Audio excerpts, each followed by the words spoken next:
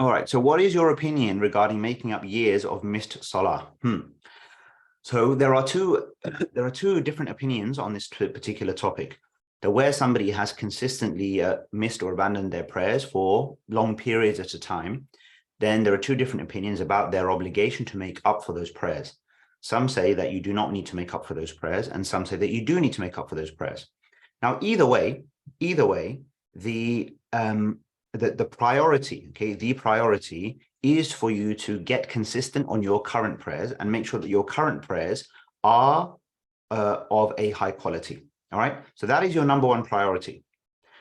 Before you're able to think about the past, make sure you're getting your current, your present and your future prayers kind of in order and get consistent. So that's your number one priority.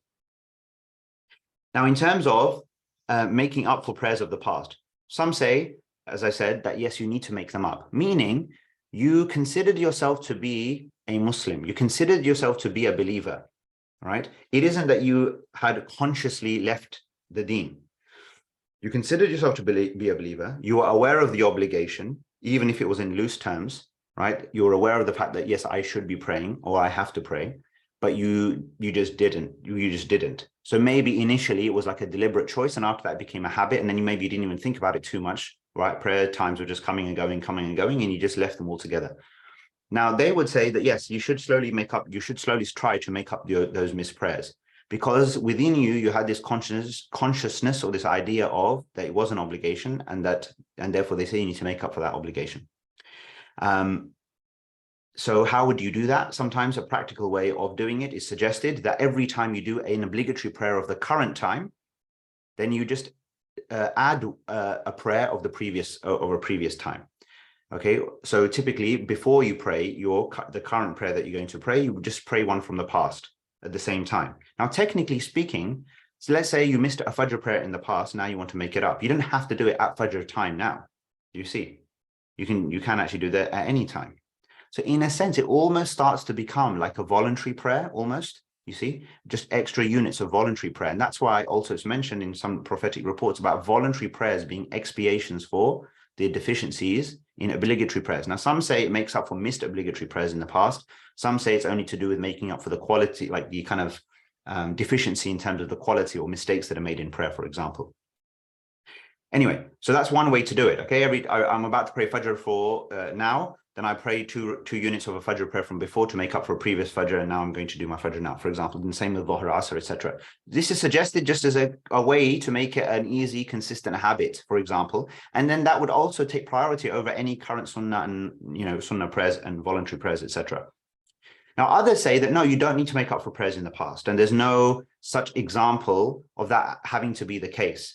It's not clear. It's not explicitly clear. So there's no kind of prophetic report that makes that explicitly clear that long periods of missed prayer should then be made up for. Now, that might simply be because it wasn't a thing at that time, right? If you think about it, at the time of revelation, people are becoming believers. They're establishing prayer together as a community.